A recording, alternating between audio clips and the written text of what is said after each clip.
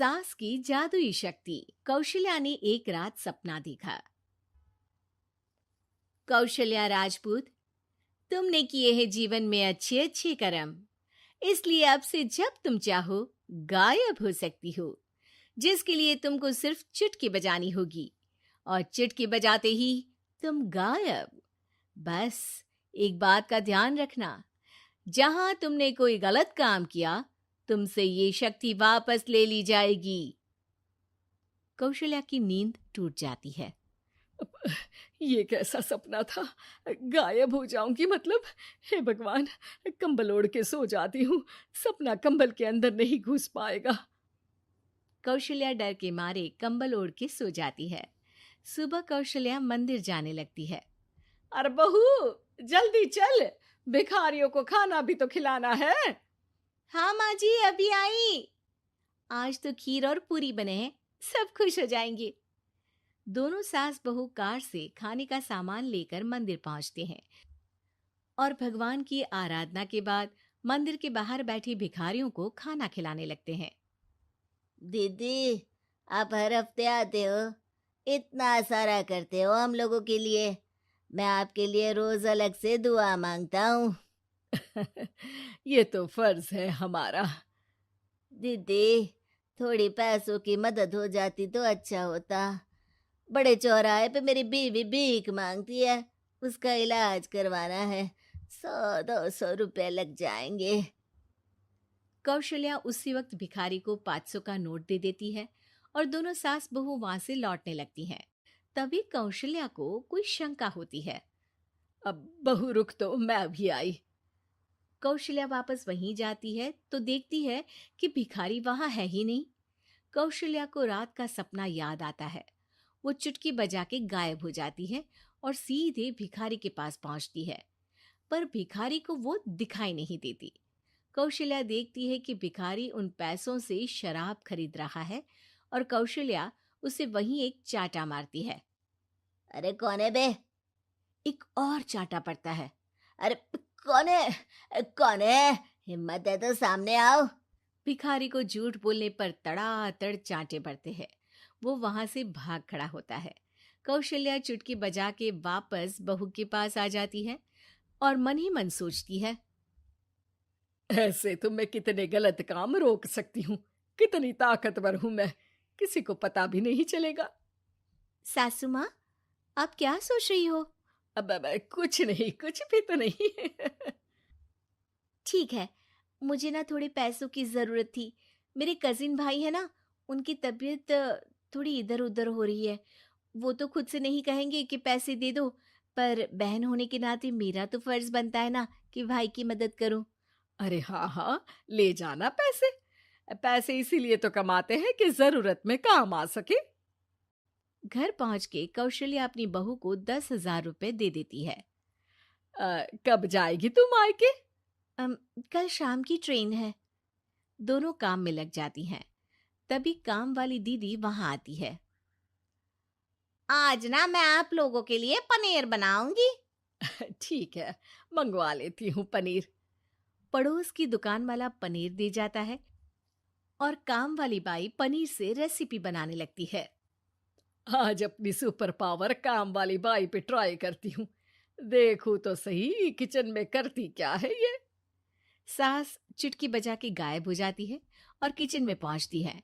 By को खबर भी नहीं है कि कौशल्या भी किचन में ही है। आज तो मैं भी पनीर की सब्जी बनाऊंगी रात को अपने घर, और थोड़ा सा घी भी रख लेती हूँ। वैसे भी कौशल्या बुढ़िया खा खा के मोटी हो गई है। कौशल्या बाई की चोरी पकड़ लेती है और गुस्से में बाई की चोटी ऊपर उठा देती है। बाई को समझ भी नहीं आता कि उसकी चोटी खड़ी कैसे होगी। वो डर के मारे चीख पड़ती है। बहू भागते हुए किचन में आती है। अरे क्या हुआ? ये तुम्हारी चोटी खड़ी कैसे है? करंट लग गया है क्या? पता नहीं, शायद किचन में ना भूत है। बाई वहां से भाग खड़ी होती है और कौशल्या चुटकी बजा के अपने कमरे में टीवी देखने लगती है। बहू वहां जाती है। माँ जी, किचन में ना भूत है, बाई भाग गई। अरे भागने देना, भूत का तो पता नहीं, किचन में चोर जरूर था और वो थी अपनी काम वाली। अच्छा हुआ चली गई। बहू को कुछ समझ नहीं आया। उसने किचन में जो देखा उसके सदमे में जो थी वो अभी तक। अगले दिन बहू अपने मायके के लिए निकल जाती है। कहीं भिखारी और काम वाली की तरह बहू भी तो मुझे धोखा नहीं दे रही। अरे कहीं वो पैसे ले जाके शॉपिंग तो नहीं करने वाली ना। अभी पता लगाती हूँ। मुझसे कुछ छिपा है भला। जैसे भगवान सब देख रहा है वैसे ही मैं भी सब देख रही हूँ। सास को अपनी शक्ति पर घमंड आ गया था।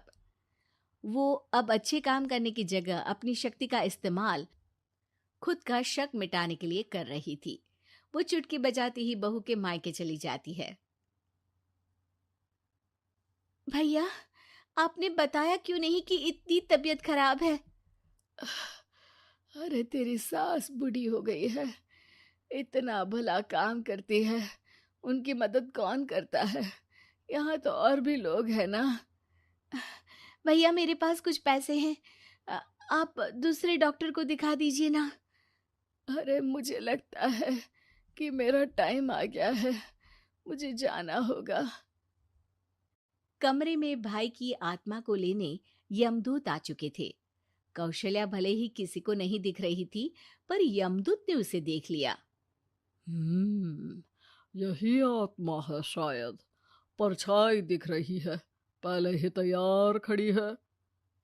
अरे आप कौन हो?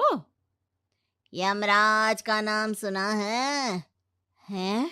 आप यमराज हो क्या? नहीं, हम उनके यहाँ जॉब करते हैं, आत्मा उठा के ले जाते हैं डिलीवरी वाले। चलो अब तुम्हारा टाइम पूरा हो गया। अरे आप शायद ना वो बिस्तर पर पड़े आदमी की आत्मा को लेने आए हो। मैं तो बस यहाँ देखने आई थी कि मेरी बहू कहीं मुझसे पैसे लेकर शॉपिंग करने तो नहीं चली गई ना। मतलब तुम्हारे पास शक्ति है गायब होने वाली? हाँ। तुम ऐसे तुच्छ काम में उपयोग कर रही हो ऐसी दिव्य शक्ति का। अब तो तुमको ही लेके जाऊंगा। अरे नहीं नहीं, कल मुझे किटी पार्टी में भी तो जाना है। अब नरक में ही करना किटी पार्टी। नहीं नहीं नहीं। 3 बार नहीं क्यों बोल रही हो? टीवी सीरियल चल रहा है क्या एकता कपूर का? अरे प्लीज मुझे जाने दो। आप तो उस बीमार आदमी की आत्मा को लेने आए थे ना। गलत डिलीवरी करोगे तो यमराज डांटेगा ना।